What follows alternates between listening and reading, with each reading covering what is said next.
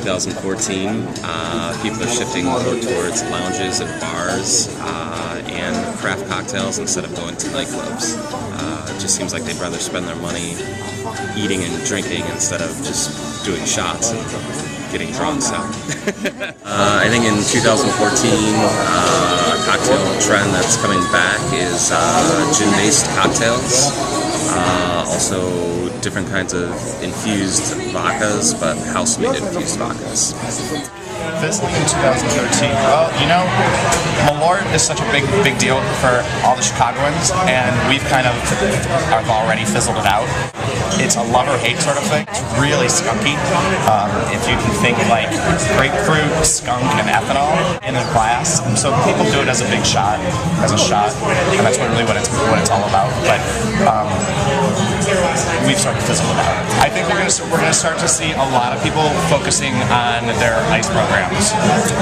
It's been going on for a while, but I think it's been more of the elite that has really been doing it, and I think now you're going to see all the newer cocktail bars are going to start wanting to do the same thing. So I think you're going to start seeing like really new, really creative ice in the cocktail. My favorite cocktail probably is a mint julep.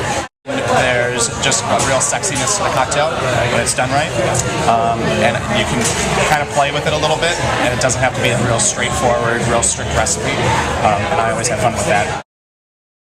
You know, that's going to be fizzling out, you know, from the last 2 or 3 years. That I think kind of started towards the end of last year was the idea of like clubs and stuff. I think smaller bars that have a lot of character to them, you know, as I was saying before, you know, like the craft cocktails, craft beers, you know, places that have a lot of options that you can't really find a lot of places. I think those are kind of taking over a little bit more than just a straight club scene, you know, and stuff like that. I think those are kind of going downhill a little bit. The environment and stuff in these kind of places, like Hubbard Inn, for sure, is a great environment. You meet a lot of different ages of people here, you know, going from 25 to, to 40. A lot of business people, a lot of business professionals in general. Yeah, so I just think, just the kind of like a homey feel, kind of old school music a little bit and stuff is kind of taken over a little bit in 2013, and I think the club scene's been kind of fading out a little bit and stuff in the last couple of years.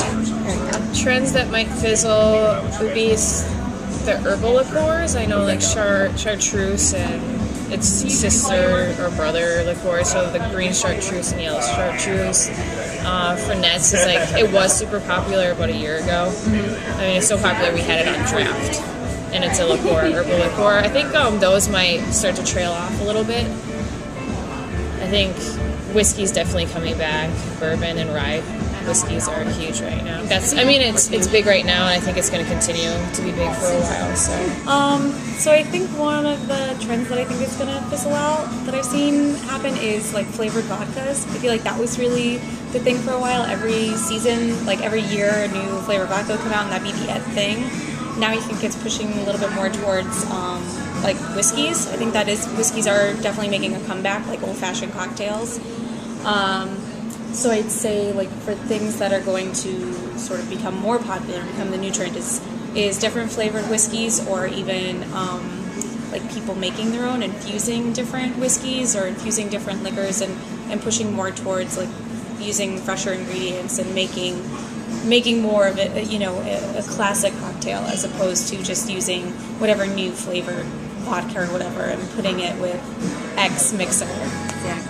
One of my favorite cocktails to make, I think, is just a good Manhattan. Like if you get the proportions right, everybody loves a really good Manhattan. In the industry, it's tough to say because about 5 years ago, there was a push for kind of classic cocktails, cocktail-style bars.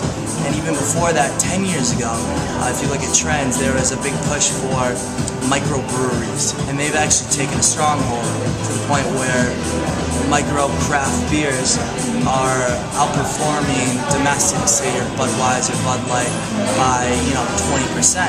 So that's on the swing, that's changing, and I think that's actually going to stay due to the fact that people kind of want flavor. They want, they're moving away from this generic brand stuff.